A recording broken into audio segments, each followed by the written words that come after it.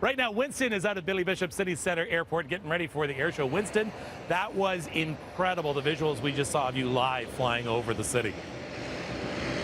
I'm glad it worked out. I was worried it wasn't going to work out, but what an experience. It was so much fun flying with the Harvard plane, which is right behind me. Honestly, a once-in-a-lifetime experience. I'm going to bring in Major Indira Thackeray. Good morning to you. Hi, it's nice to be here. Now, you've been volunteering with the air show for how many years now? 18 years. It's a huge honor to be back in my hometown air show. My mom's going to be in the audience this weekend. And to be a part of the air show industry and know how iconic the snowbirds are, and then to be a performer, a snowbird, it's incredible. Now, professionally, you also work with the military, right? I am in the military. I've been in the Army for 20 years. Well, thank you so much. And honestly, this air show has been so fantastic. Now, you're flying with the Snowbirds team, and you've only been with them for a short time. Yeah, I just started this summer. I started in April, and my tenure with them is actually a very short one. I'm only here for 6 months, so okay. I'm living the dream, and I'm eating every moment of it up. Eating every moment up, and you should. I mean, these planes are absolutely gorgeous. For those who are watching at home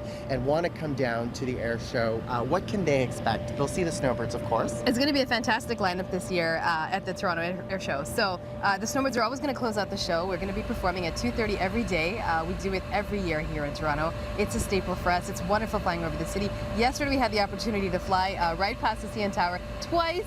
How many planes? You were telling me there were so many planes in the air. We flew with Breitling, which is the jet team from France, and Canada's fighter jet, the CF-18, who, by the way, has an amazing paint scheme this year. Yeah. Yep, commemorating the British Commonwealth Air Training Plan, so they can see it all right here over the water. Now, this is a very special year because you were mentioning, as you mentioned, the British Commonwealth Air Training Plan. It's taken me, I had to say that a few times to memorize it, but that has a very special meaning as well. Very special. It was a huge endeavor for Canada to be able to train 131,000 pilots, air crew all over Canada. I mean, it was a great achievement for us, and to support the war efforts, and now 75 years later to commemorate that effort through the paint scheme on our airplanes and just telling kids about it and people and just remembering the sacrifices that were made. So, you can definitely come down and see all of these in the air, but at the same time, there is a lot of meaning in it for so many different people. So it is really preserving heritage and history and really getting to know that all. What's your favorite plane out here? Absolutely the Harvard. The Harvard? So the one that I was in? Yeah. The one that, does it fly well? Like, what is